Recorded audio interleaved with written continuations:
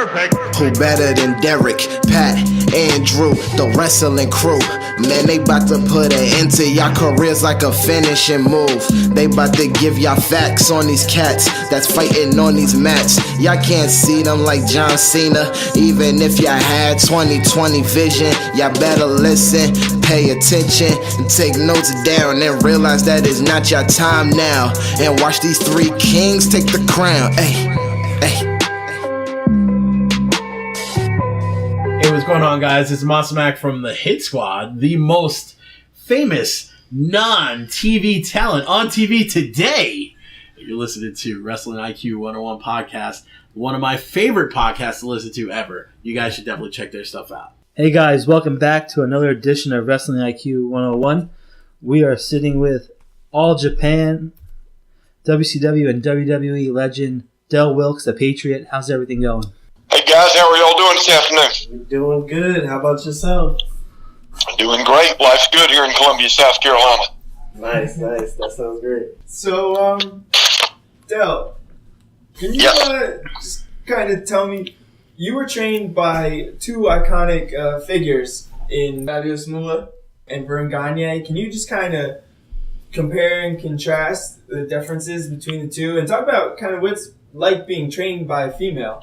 Her school is in my hometown, Columbia, South Carolina. That was Moolah's hometown. And when I broke into the business after my football career ended, I played football for the University of South Carolina, was an All-American offensive lineman there, had a couple of shots in the NFL, 85, 86.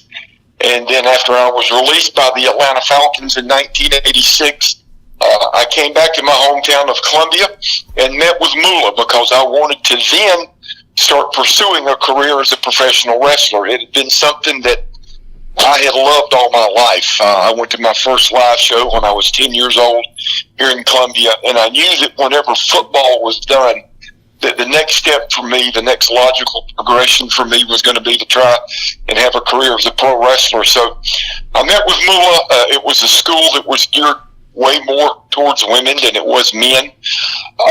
But she had some guys there that, back then they were called job guys. They would go up and do TVs for Vince. And they were enhancement talent. They would go out and put one of the superstars over in a minute, minute and a half, 2 minutes, something like that. And so as I was going through Moolah School, these guys, which probably didn't know a lot more than I did at the time, were at least trying to help me learn the basics. Lock up, how to take a bump, a body slam, things like that. How to grab an arm drag, arm bar. Just the very, very basics. While Moolah would run shows here in the Midlands of South Carolina, she brought in Wahoo McDaniel on one of these particular shows.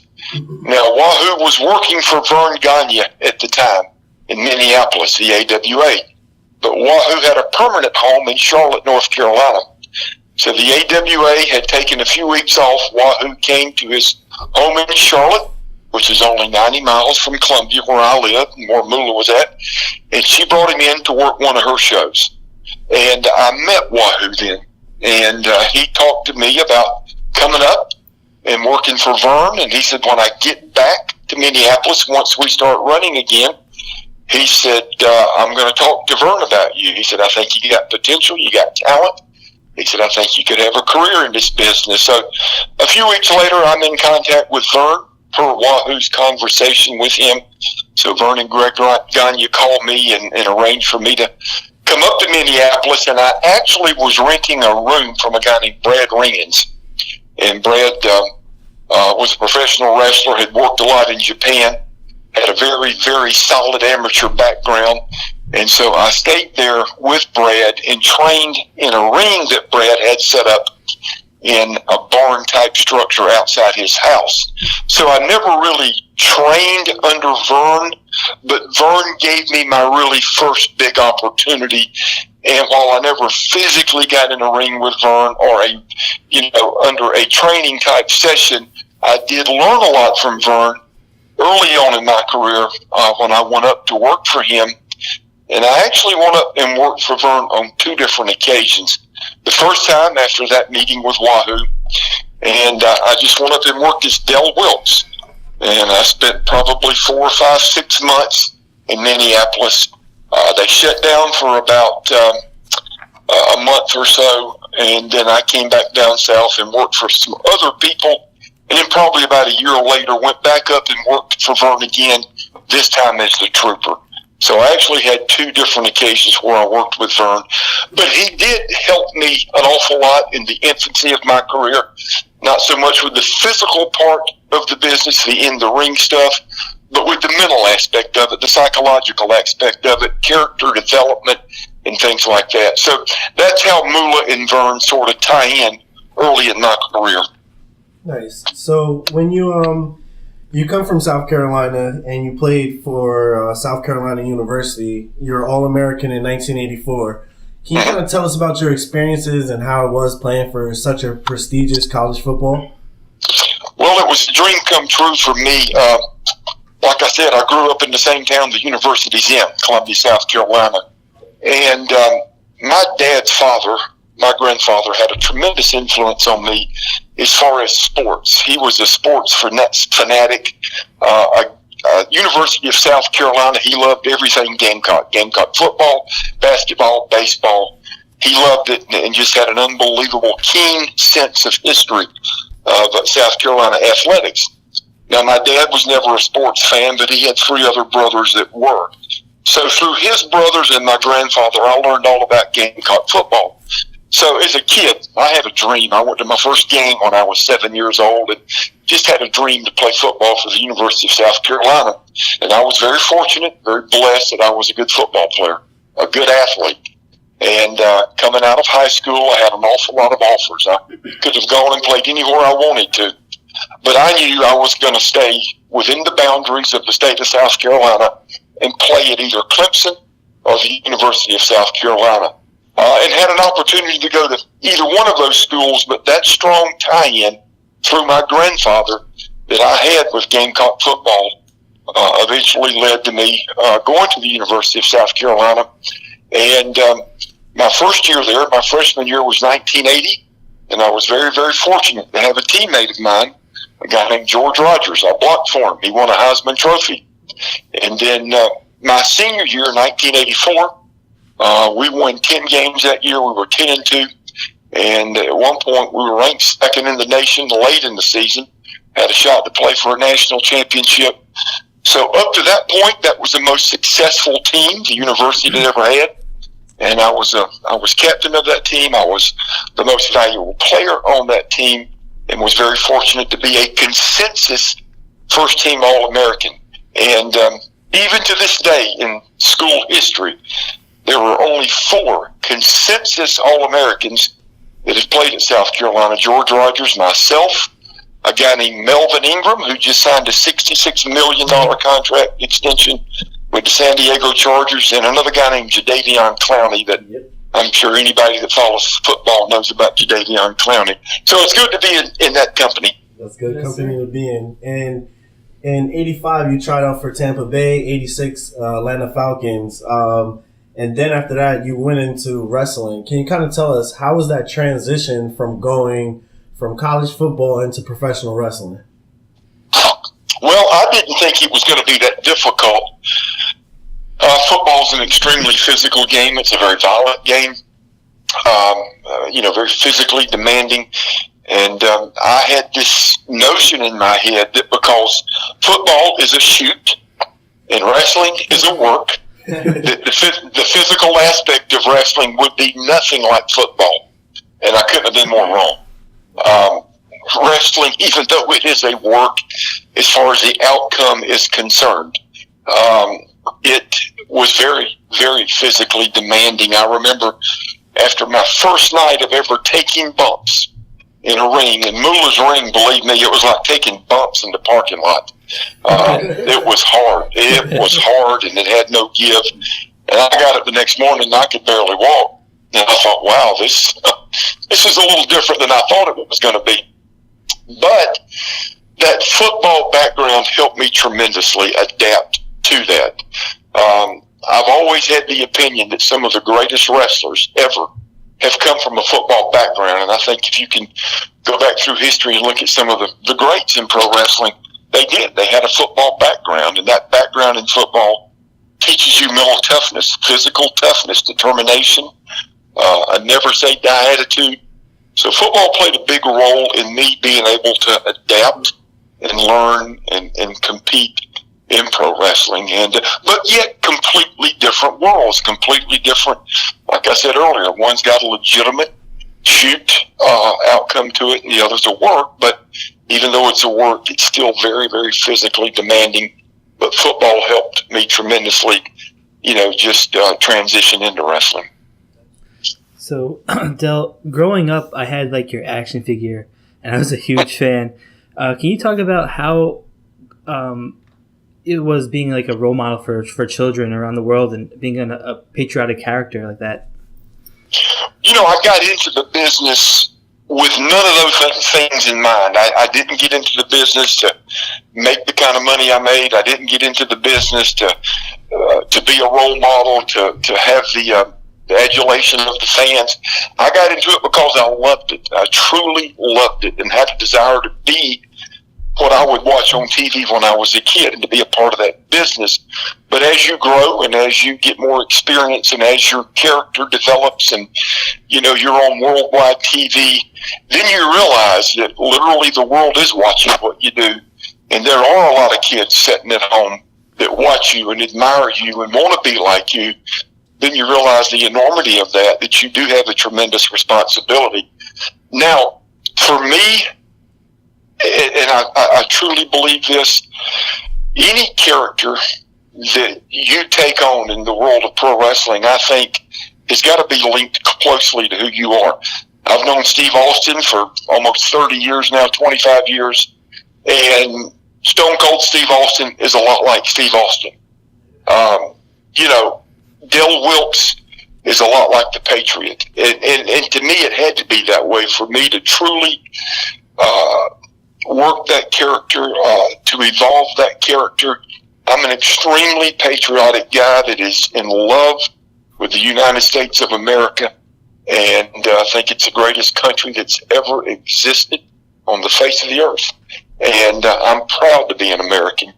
And that, to me, it was an easy character for me. It really, really was to put on that red, white, and blue mask, those red, white, and blue tights and boots, and to wave a flag. That was not a stretch. I could have easily done that and not gotten paid for it. So that was I loved being that character, and it helped me develop that character and become that character.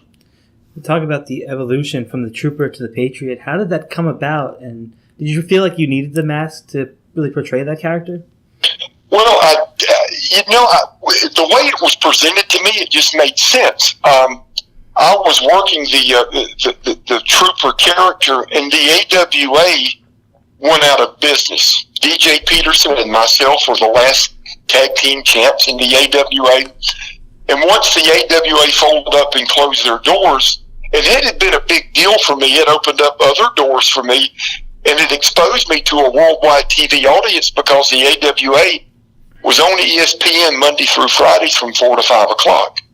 Now, once the AWA went out of business and closed their doors, a lot of us had been contacted by the folks that eventually would run the Global Wrestling Federation, and they talked to us about this upcoming company that was going to try to compete with what was in the WWF and WCW, the Global Wrestling Federation. And when that day finally came around for Global to start its business and open its doors, we did our very first TV taping in Dallas, Texas at the Sportatorium. That was going to be our headquarters. The Global Dome is what we called it. Earlier in the week, I had gotten a ticket via FedEx delivered to my doorstep here in Columbia. And so I loaded up my gear, packed my gear, and flew to Dallas fully expecting to be the Trooper that Friday night for the very first TV taping. And literally probably about 5 hours before we headed over to the building to start taping, we all stayed at the same hotel in Dallas. And when I say we all, I meant the talent and the office and everybody. We stayed at the same hotel. And Bill Eadie and Joe Pedicino were the guys that were sort of the brain trust there at Global, and talent development and characters and things like that. I got a call from Joe. He said, "Hey, man," he said, "listen, I need you to come to my room. I got Bill Eadie in here with me and my wife, Bonnie Blackstone, and we need to talk to you about something." So I headed over to Pedicino's room and walked in. I had no clue what they were going to talk about. They laid out this idea for a character called the Patriot. Now, go back to when we were just getting started there at Global, and it was a very patriotic time in our country. Iraq had invaded Kuwait. George Herbert Walker Bush, our president at the time, sent American troops into Kuwait to liberate Kuwait and drive the Iraqi forces out. Patriotism was high, fever pitch.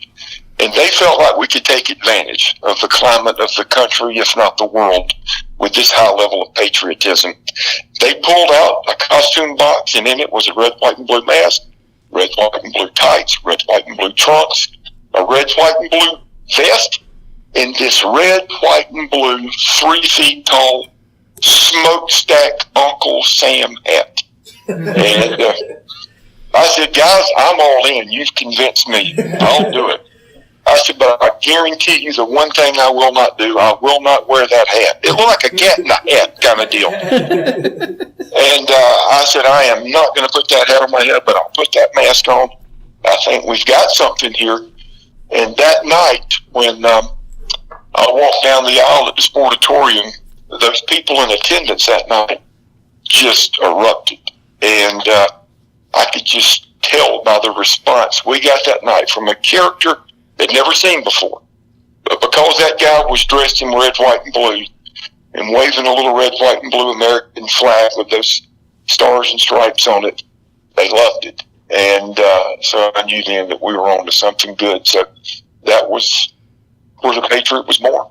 How did that Patriot character differ while you were working in Japan compared to stateside?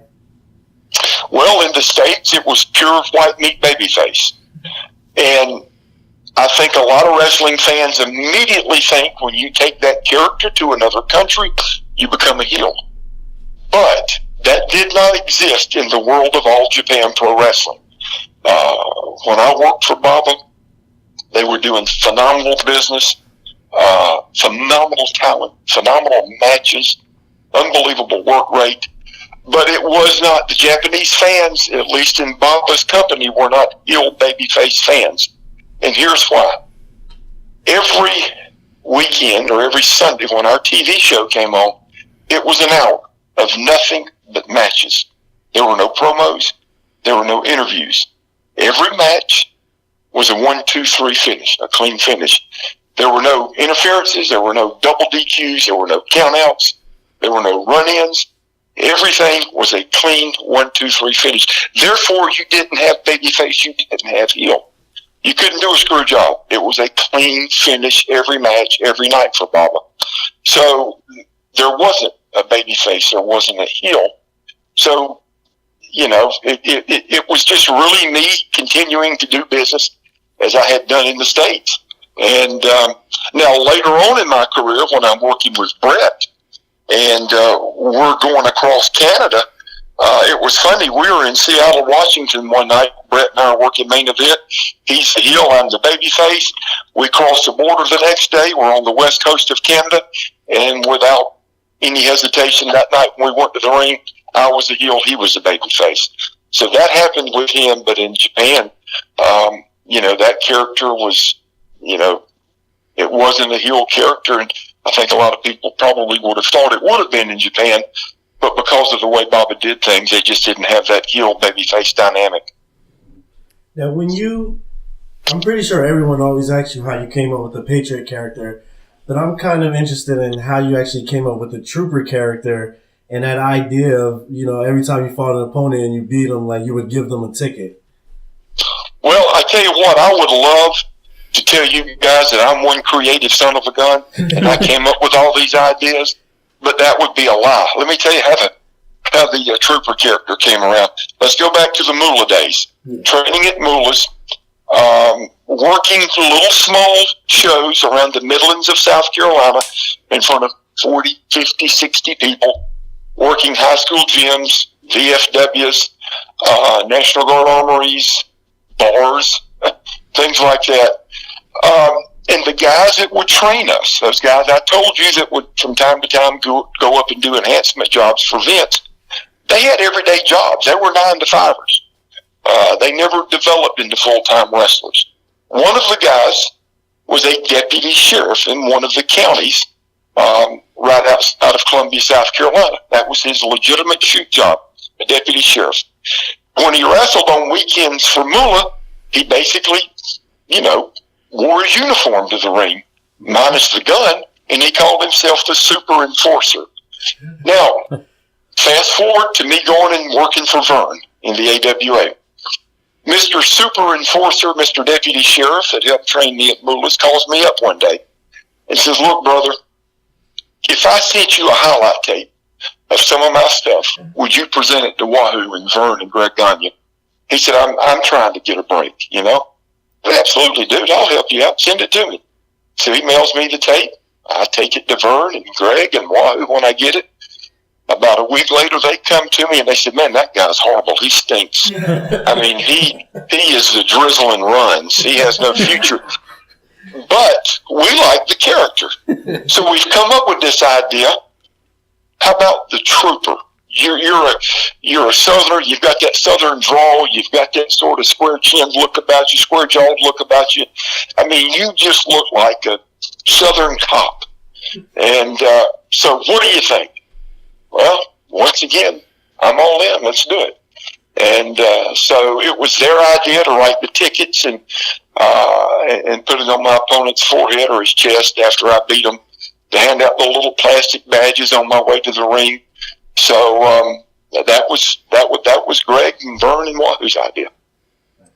So we finally get the call up to WWE, and you got like one of the best pushes ever. You got to wrestle like Bret Hart. How was that experience? Well, I get asked that a lot, but it wasn't anything overwhelming because, guys, you got to realize that I had spent, on 2 different occasions, I'd spent a total of 6 years working for the most successful company on the earth at that time. That was All Japan. Okay. When I worked for Vince, he wasn't doing the business Baba did when I worked for Baba. When I worked for Vince, they didn't have the quality of matches that I saw every night in All Japan for a combination of about 5 or 6 years. Realize I spent, with the 2 times I worked for Baba, probably 5 or 6 years combined, working night after night with Stan Hansen, Steve Williams, Terry Gordy, Abdul the Butcher, Dory Funk Jr., Andre the Giant, Doug Furness, Danny Crawford, Johnny Ace, the Fantastics, Jackie Fulton. Then on the Japanese bus, there's Baba.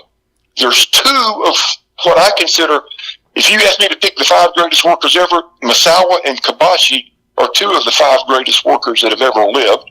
So I worked those guys every night. A guy named Kawada, a guy named Akiyama, Tawai.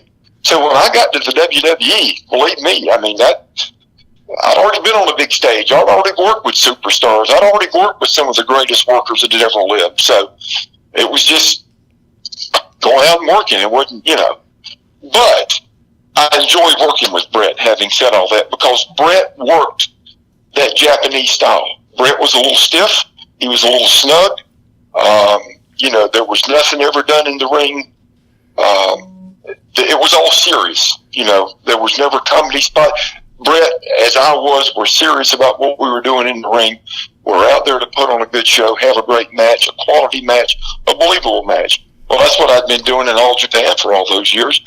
And also, before I got to WWE, I'd spent almost 2.5 years in WCW, too, with Hogan. And so, I guess there's this thought that, wow, man, you made it to the WWE. Wow, how was that? Well, it wasn't any different than working for Bob and WCW. I mean, I'd already made it. I'd already worked with Hall of Fame guys. So it was just another step in my career. So you were kind of just thrust into the spotlight because Bret Hart's one of the biggest stars WWE at this point. How did the rest of the locker room take it as you being a new guy in the company getting just thrust right into probably one of the biggest feuds at the moment? Well, you know, when I first got there, and I sat down with Vince, and my first meeting was with Vince and JR and Bruce Pritchard. I had known JR for a long time. I knew Bruce from the Global days, and Jim Cornette was instrumental in helping open that door for me. And all these guys were big allies of mine, and so was Vince. I had a chance to go to work for Vince in the early 90s and didn't, and took the opportunity to go to Japan. But Vince believed in me and thought I could add to what he was doing there. It's just at that particular time, he wasn't that sure that a masked character would get over with his crowd, with the WWF crowd at the time. And my point to Vince was, well, Vince, I've worked in Japan, got over there. I was one of the top guys there. I was the top guy in Global. Got over in WCW. Bagwell and I were tag team champs twice. So I think you're wrong. I think this character will get over here as well. So when I first went to work there was no plans of me being with Bret in that program. But after a couple of weeks of Vince seeing the kind of reception and reaction I got night after night, where the people just loved that character, it was then he decided to put me in with Bret, who had just turned heel and was putting the boots to the American fans and cutting anti-American promos. And I could tell there was some attitude with some of the guys in the locker room that I wasn't a new guy in the business. I was a seasoned veteran. I'd been around a long time. But I was a new guy to the company. And I could just tell the resentment and feel the resentment from some of the guys. But then there were other guys that were just as pat you on the back, as happy for you as they could be. So you sort of had mixed reaction, but I could have cared less. I was there to do my job, whether somebody liked me or they didn't like me. And but yeah, you could feel sometimes some resentment from some of the guys. As a matter of fact, you could every now and then hear a little bit of the talk. Well, my God, I mean, he's coming here and they've just pushed the snot out of him right off the bat. But that was coming from guys that had been there for years and had never gotten a push. So you sort of expect it to come from guys like that. Jealousy's a pretty nasty thing, Yeah. So, and when you first went to the WWF, you kind of have an interesting story on how you actually got into the WWF, because you were a little banged up and you actually had to get a physical kind of forged to get your way into the WWF at the time. Yeah, as was mandatory then, and it is now, but I'm sure they do it with a lot more scrutiny now. You had to have a doctor fill out a physical on you. When I signed my 3-year deal with Vince, I had already suffered some major, major injuries. All Japan, while I loved working there, and it is still the highlight of my career. I enjoyed my time working in the WWE, WWF, WCW, but the highlight of Del Wilkes' career is All Japan. And that's, to me, the thing I'm most proud of. But it was very physical, and it took a big toll on my body. And so when I'm presented with this contract, I met with Vince, and we agreed on numbers. We shook hands, and he said, I'm going to have my legal team draw up a contract. We'll FedEx it to you.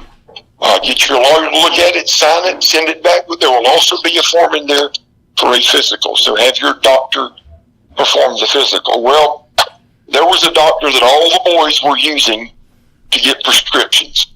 And we all knew him. We all had him in common. He lived in another state. And so I mailed him the physical form, and he filled it out, and he never, ever, ever looked at me. And I told him, I said, Doc, I won't use his real name, but I said, Doc, listen, I'm beat up, man. I mean, I had blown my knee out. I'd ripped my tricep tendon. I was in bad shape. I said, but I've got an opportunity to work for Vince and make some, big money here. And I'd made great money throughout my career, but this was really, really good money. And I said, I need you to complete that physical for me. And I need you to give me a thumbs up. And I need a clean bill of health. Because if Vince knew the condition I'm truly in, he wouldn't sign me. I was that bad off. I was that damaged. And looking back on it, it probably wasn't the right thing to do. It wasn't the fair thing to do to Vince, because I was truly hanging on barely hanging on. I mean, my body was shot at that point. And you know, it didn't last long after that. I just physically could not continue. But yeah, I had a doctor give me a physical just to give me a clean bill of health. So this is kind of like a joke question.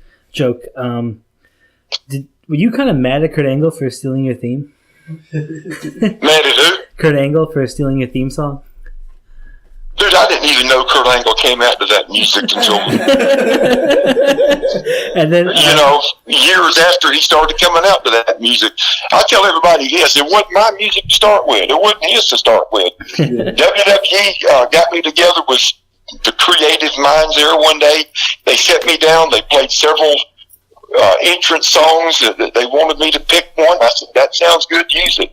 They could have played Yankee Doodle Dandy and I'd have gone to the ring on it. It didn't matter to me. And then later on, somebody had to bring it to my attention. They said, you know, because I'll tell you this, as much as I love the business, and I do, I love it. It's the greatest business I've ever been a part of. I'm not a big watcher of the business. I have never, ever in my life, with the exception of when I was wrestling, but since I've retired, I've never bought a pay-per-view, and I won't. Wow. I've not been to a live event but one time since I retired, and I very seldom watch on Mondays. I do watch enough to try to keep up with what's going on, but Kurt Angle had been coming out to that music several years before I realized who Kurt Angle was. So, you know, it didn't bother me. It wasn't mine to give away, and it wasn't his to give away. Yeah. So, I'm sorry. So in WWF, at the time, you got to wrestle Owen Hart, Brian Pillman. You even got to team up with Goldust, who's still wrestling today, against the Bulldog and Jim Neidhart. What were some of your favorite memories, or do you have memories of those matches? Well, I don't really have anything that stands out particular with any of those matches. You know, I felt a little awkward going to the ring with a transvestite-looking character like Goldust, but you know, this wholesome, clean-cut Patriot, but, you know, I'm just really sort of kidding there. But, you know, I had worked with Brian in WCW. I'd known Brian. We played football against each other in college. Oh, wow. So I'd known Brian since 1983. I'd worked with David in All Japan. I've worked with Austin in WCW. So, you know, most of these guys, it wasn't anything new working with them. I'd never worked with Neidhart or Bret until I got to the WWF. But I will tell you this, what stands out with me, again, about Bret, was it was so Japan-like.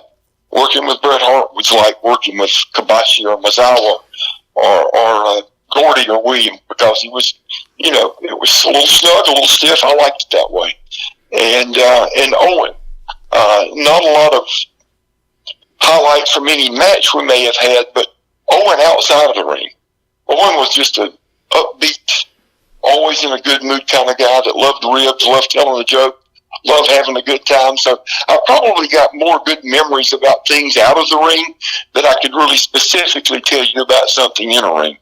So, kind of going back to the locker room, you were in WCW as it was building up to the Monday Night Wars, and you were in WWF during the Attitude Era. Did you kind of sense the competition and tension building as you were in WCW? And while you were in WWF, like, what was the feeling in management compared to the WCW building up to it?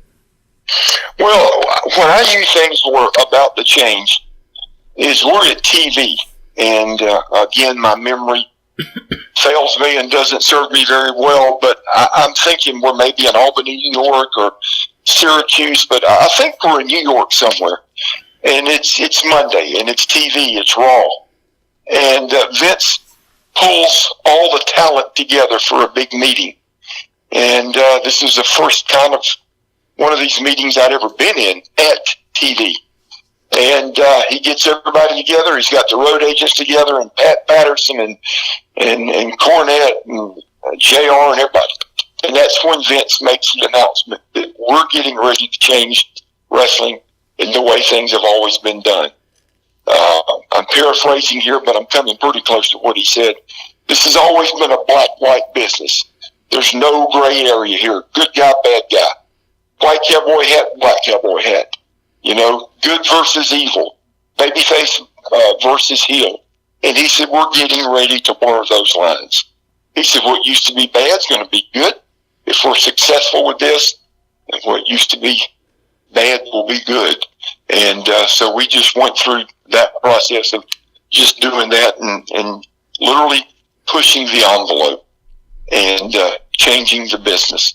And it did. It changed it big time. But I think he felt like at that time he had to do that, because remember this, when I was in WCW, WCW started rating his talent, and they signed Hulk Hogan, and they signed Savage, and they get Hacksaw, and you've got the Nasty Boys and Beefcake. So they're taking all these established stars from Vince and really rating his talent.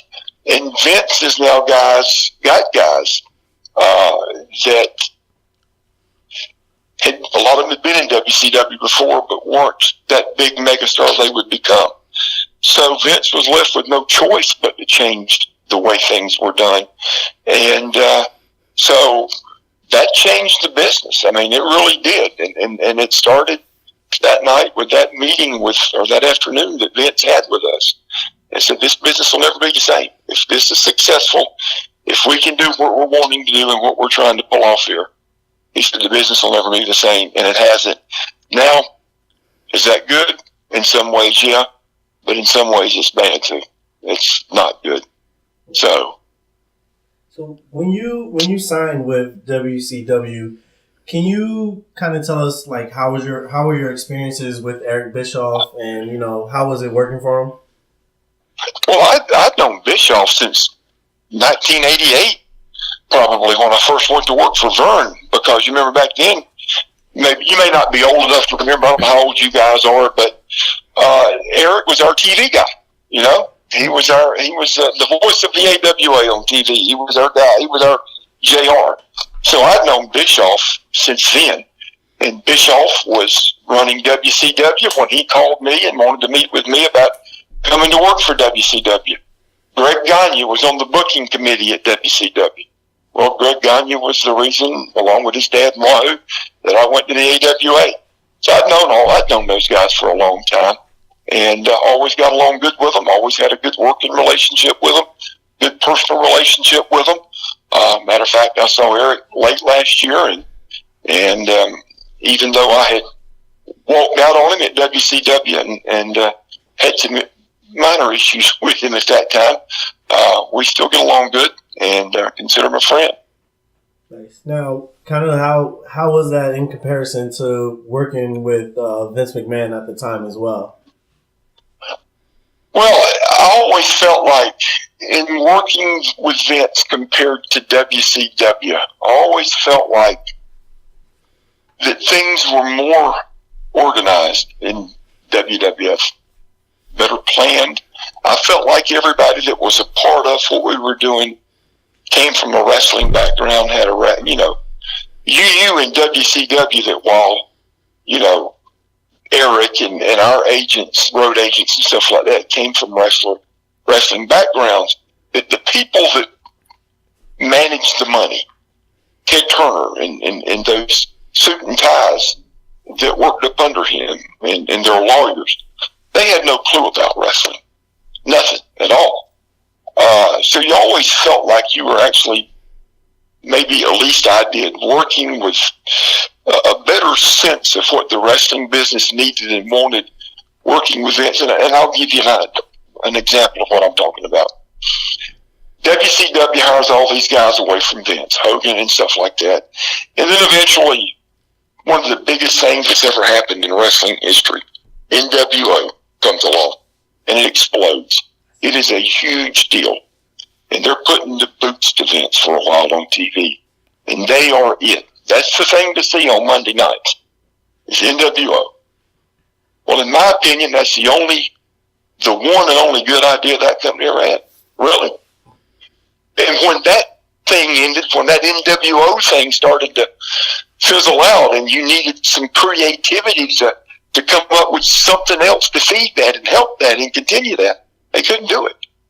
And then Vince was left with guys that Steve Austin and Mick Foley and guys that had talent, but had never been those guys that could carry a company. Dwayne Johnson. And he took those guys, and through creativity and hard work, those guys became huge, huge megastars. So I've always felt like Vince has had the upper hand on anybody when it came to that. And WCW had the NWO, and when that, it's just like they knew nothing else to do with that. But Vince was just more thoughtful and more creative, and just had a better sense of wrestling and what to do. And in the end, he won out and bought WCW for about $4 or $5 million. So, Yeah. says it all. Yeah, definitely. So, just kind of circle back to your injury history. I mean, recent when a guy like Sin Cara got hurt, WWE, they would just put another guy under the mask. So, do you feel like if this had happened with you, like when you hurt your triceps and they just continued the program without you, like, how would you have taken that? Oh, I had a big problem with it, and I don't think they could have done it. There were, I think there were certain identifiable things that people knew it was Del Wilkes. There's a big surgical scar on my left shoulder. There's a big gap right there in the middle of my teeth. One of those gaps you could, David Letterman type, where you could floss with zero type gaps. I think people that, really, really pay attention would have realized that wasn't me. And I don't think at that time it would have ever been considered to do something like that. But injuries are a part of this business, and I'm a living example of that. It just, and I was probably at times my own worst enemy. I've told this story hundreds, if not thousands of times, but I have as much respect for Stan Hansen as I do anybody I've ever been around in the business. And we rode the same bus for years in All Japan. And matter of fact, I sat right behind Stan on that bus. So we had some very intimate conversations about wrestling, about life, about kids, about sports, about politics. And Stan told me very early in my career in All Japan, he said, I will tell you, man, he said, what you do every night at Patriot miss off the top turnbuckle. Back then, I'd do drop kicks off the top turnbuckle. He said, dude, all that looks good. He said, you're 290 pounds, you're athletic as all get out, and it looks good. He said, but I'm going to tell you right now, if you keep doing it, you're going to cost yourself many years off your career. He said, your knees can't take landing on them night after night after night after night from that top turnbuckle. Your elbows cannot take it. You're 290 pounds. If you were $180, $190, it's, might not look as good for a guy 180, 190 to do it. Looks good when a big guy does it, but I'm telling you right now, it's going to cost you at the end of your career. It'll cut years. And what a prophet he was, because it did. It did. It cut my career short because of those reoccurring knee and tricep problems. I kept ripping my tricep tendon off the bone. My tricep would literally roll up the back of my arm like an old-fashioned window shade. When you pull it and it just rolls up to the top of the window, that's what my tricep kept doing. Blew my knee out. I've had 9 surgeries on that knee, 2 of them replacements. So Stan knew what he was talking about, but at the time I thought, yeah, right. Whatever, You're just jealous guy because you can't do it. And, but I was wrong. He was giving me good advice, and he knew exactly what he was talking about. And so later on, I came up with the Uncle Slam as my finish. But I couldn't overcome those years of diving off that top turnbuckle night after night after night. Those injuries finally knocked on my door one day, and they said, hey, dude, we're here. You got to deal with us now, and so it is what it is. All right, so one of my final questions for you. You got to wrestle Ric Flair. Mm-hmm. How was wrestling the Nature Boy? It was fun. It was just like, when you're I guess it may be hard to explain or to understand if you've never been in the business where it's like somebody says, man, what was it like playing the University of Florida? What was it like playing the New York Giants? Well, it was just another football team. It was just another game. You realize who you're wrestling. You realize who you're getting in the ring with, but once the bell rings, it's just another match. And it doesn't matter if his name's Flair or Hanson, or if his name's, Cooter Motor Scooter. It's just somebody else. And so not taking anything away from those guys, or not trying to be, flippant about it. But obviously you realize when you look across the ring, man, that dude is probably the best that's ever been in this business. But the bell rings, you got a match, and then you're just out there working with one of your buddies, trying to put on a good show and have a match. And the final question is, talking about Ric Flair and Bret Hart, they've made it to the WWE Hall of Fame. Do you think the Patriot should take his place in there? That's not up to me to decide that. I've had a very good career, a career I'm extremely proud of. Every company I ever worked for, starting out with the AWA, Global, All Japan, WCW, WWF. I was one of the top guys in the company every stop along the way. And if that one day is Hall of Fame worthy, that's good. If it's not, that's good. I'm fine with it. So I don't make those decisions. I don't worry about that. I don't fret over that. I don't, it would be a wonderful honor if it happened. But if it doesn't happen, my career's still been wonderful, and I enjoyed every minute of it. Nice. And you're right. You have had a great career.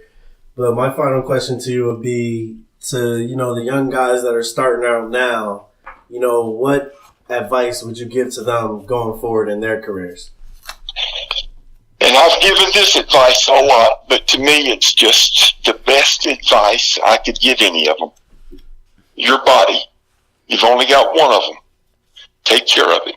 This is what you have decided you want to do for a living. I hooked my horse to that wagon of wrestling and to fulfill a dream. And it allowed me to travel the world and to live out a dream I had as a kid. And to do it in front of the greatest fans on the face of the earth. Wrestling fans I love football fans, but there's nobody like wrestling fans. Their loyalty, their knowledge, their faithfulness. But you've got one body that you can use in this business. You can't trade it in. I'm in the car business now. People trade cars in with me. I can't trade this body in. I'm stuck with it. So take care of it. Treat it right. Watch what you put in it.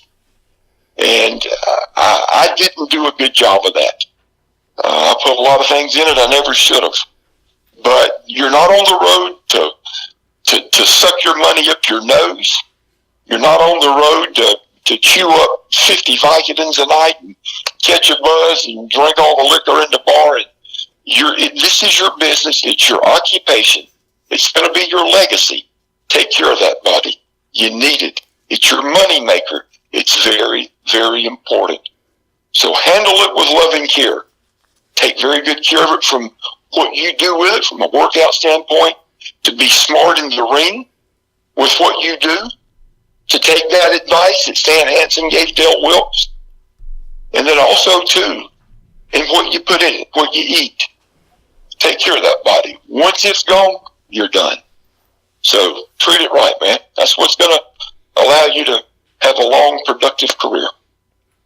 All right, Del. And finally, I just want you to rank these three patriotic characters, how you think, from worst to first, between Lex Luger, Kurt Angle, and Hacksaw. All right, I'm going to have to put Lex third. I would put Lex third. I would put Lex fourth. No, I'm kidding. Listen, in ranking those three, obviously the top one's Kurt Angle. Dude, when you win an Olympic gold medal for your country, you can take the Patriots music if you want to. That's cool. you went out in a legitimate shoot business, and you stood at the podium when that national anthem was played. That's as good as it gets right there. So I'll put him first. Hacksaw lives here in Columbia, where I live. I see him quite a bit. But I'd put Hacksaw second, and then Lex third, and no disrespect to Lex. He's a good man. So where can people find you on social media if they want to connect with you? Well, you can go on Twitter at Del Wilkes, DELWILKES. On Facebook, I've got a couple of Facebook pages, Del Wilkes, and then there is Del the Patriot Wilkes. Also, too, you can go to our website, www.del, and remember, folks, it's not DALE, it's DelThePatriotWilkes.com. www.delthepatriotwilkes.com. Masks are on the website. Pictures, T-shirts, action figures, posters, all will be autographed, mailed to you promptly. Also, too, we've got a wonderful, tremendous DVD that's been out now for a little over a year. It's a 3-disc set. It's over 7 hours. It's my life story from beginning to where I'm at today and everything in between. It covers football. It covers wrestling. It covers my children, my family, the good, the bad, the ugly. There were a lot of guys that took part of this that you'll see on there as well. Marcus Bagwell, Stan Hansen, Greg Gagne, Bruce Pritchard, Heisman Trophy winner, George Rogers that I played football with, and many, many others that were very, very big part of my career. And it also covers the bad, which we didn't talk about today, but the battles with addiction, the legal battles that brought me, the incarceration that brought me with this battle with addiction and prescription medication. So it's also a story of redemption. It's a guy that started out with a dream, fulfilled those dreams as a Gamecock All-American, as a professional wrestler, and then he just hit some big-time hard times due to some bad choices and bad decisions. But he's come through the other side a much better man, a granddaddy with 2 beautiful granddaughters, great family, wife, kids. I mean, just it's got a good ending to it. So you can also get that DVD and also keep up with upcoming events. I'll be attending as well. So check it out, DelThePatriotWilkes.com. Nice. Yeah, everyone make sure you definitely follow that. Check it out. For us, you can follow us on Instagram, Twitter at WrestlingIQ101. You can check out the website to hear this interview and all our other great interviews at WrestlingIQ101.com. And we thank you, Mr. Wilkes, for, taking the time out and, answering our questions. And we truly, humbly appreciate it. Yeah, we really do, man.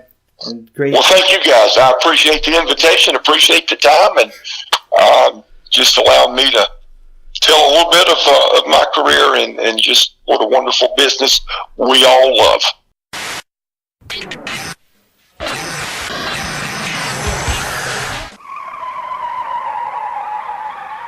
You have just listened to the Wrestling IQ 101 podcast, powered by B+ Player Radio.